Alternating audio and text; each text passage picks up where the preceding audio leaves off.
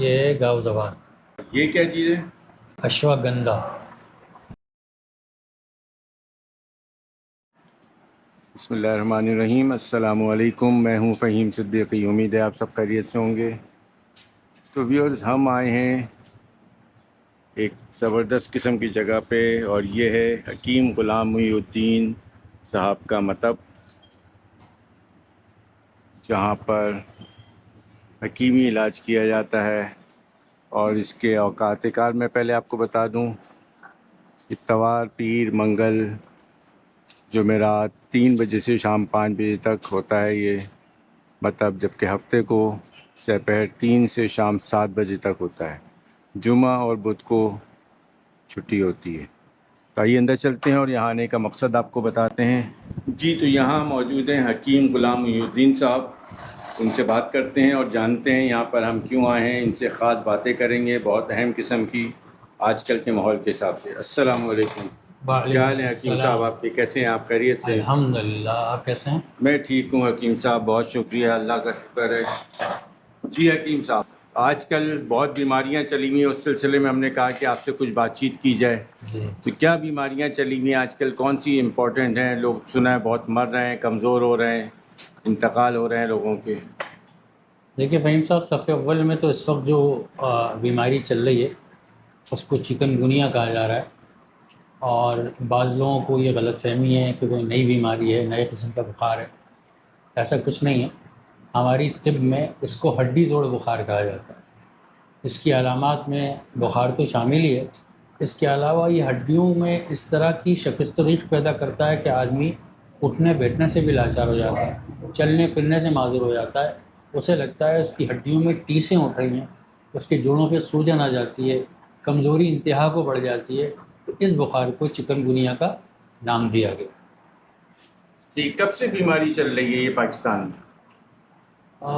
یہ بیماری تو بہت پہلے کی ہے، لیکن معاملہ یہ کہ طب میں جیسے جیسے ریسرچ آگے بڑھتی ہے تو اس کی نئی سے نئی شکلیں سامنے آتی ہیں، اس کے نئے سے نام رکھ دیے جاتے ہیں، اور یہ تصور کیا جاتا ہے کہ شاید یہ کوئی نئی بیماری ہے، لیکن اس کے پہلوؤں کو اجاگر کر کے ان چیزوں کو نیا نام دے دیا جاتا ہے۔ لوگوں کو یہ غلط فہمی ہو جاتی ہے کہ کوئی نئی چیز ہے۔ اچھا، اس دفعہ چکن گنیا سے بہت زیادہ اموات سننے میں آ رہی ہیں، لوگ بہت پریشان ہیں، تھوڑا اس پہ روشنی ڈالیے کہ کوئی نئی قسم کا چکن گنیا آ گیا ہے یا اس کا علاج صحیح نہیں ہو پا رہا، کیا ہو رہا ہے؟ نہیں فہیم صاحب، اس میں نئے قسم کا چکن گنیا تو نہیں ہے۔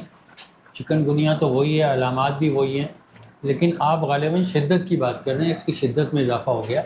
اس کی شدت میں اضافے کی کئی وجوہات ہیں۔ ایک تو آپ کی آب و ہوا، آپ کا ماحول، ہمارا کھانے پینے کا انداز اور ہمارا سونے جاگنے کا انداز، یہ بڑا متاثر کرتا ہے ہمیں۔ تو اس کا مطلب ان تمام چیزوں سے نتیجہ یہ نکلتا ہے کہ لوگوں کی قوت مدافعت کمزور ہوتی چلی جاتی ہے دن بدن، جس کی وجہ سے یہ بخار زیادہ متاثر کر رہا ہے لوگوں کو اور ان کو زیادہ کمزور کر رہا ہے۔ پہلے جو لوگ ایک ہفتے میں ٹھیک ہو جایا کرتے تھے، وہی لوگ ایک ایک مہینہ بستر پہ پڑے ہوئے ہیں، اور اس کے باوجود بھی دوا کھانے کے بعد بخار بھی اتر جاتا ہے، سارا علاج بھی ہو جاتا ہے، لیکن ان کی طبیعت کی بحالی میں مہینہ، 2 مہینہ، 3 مہینہ اس طرح کے دن لگتے چلے جا رہے ہیں۔ لیکن الحمدللہ ہمارے جڑی بوٹی سے ہم جو علاج کرتے ہیں، میں جیسے غذائی معالج ہوں، غذائی ماہر ہوں، اس میں زیادہ کام کرتا ہوں، تو ہمارے غذائی علاج کے ساتھ ساتھ جو دوا کا علاج کرتے ہیں وہ لوگ بنسبت دوسرے علاجوں کے زیادہ جلدی مستعد ہو جاتے ہیں، توانا ہو جاتے ہیں، زیادہ جلدی صحت کی طرف واپس آ جاتے ہیں۔ اچھا، تو آپ اس کا علاج غذا سے کیسے کرتے ہیں، اس بیماری کا علاج؟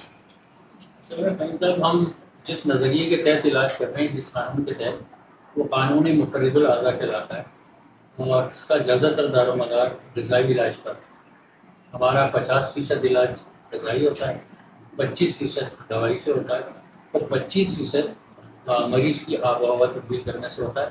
تو غذائی علاج میں بتا دیتا ہوں چکن گنیا کا، کہ جو لوگ چکن گنیا کے مرض میں مبتلا ہیں وہ بڑے کا گوشت، دالیں، مچھلی، انڈا، مرغی، ان تمام چیزوں کو اپنے کھانے میں بند کر دیں، اور صرف جو چیزیں میں بتا رہا ہوں، دودھ سوئیاں، دودھ میں سابودانہ، پتلی سبزی بنوا کے، یعنی پتلا سالن رکھ کے اور سبزی لوکی توری، خاص طور پہ یہ سبزیاں، اس کا پتا سالن پھلکا اس میں بنوا کے اس کو شوربے میں ڈبو کے کھائیں. اس کے علاوہ شربت سندل، گنے کا جوس، میٹھے سیب کا جوس، اور خصوصی طور پہ سفید انار کا جوس جو کہ میٹھا ہوتا ہے وہ استعمال کر سکتے ہیں. تو انشاءاللہ ان کی ان علامات میں بہت زیادہ افاقہ محسوس کریں گے. اس کے ساتھ ساتھ اگر وہ 2 وقت قہوہ بنا کے پئیں، اور قہوہ کس چیز کا ہوگا، 2 چھوٹی الائچیاں لے لیں، اور اس کے علاوہ آدھا چمچہ سونف، اور 1 چمچہ گل سرخ. سوکھے ہوئے گلاب کے پھول پنساری کی دکان سے مل جاتے ہیں، وہ 1 چمچہ.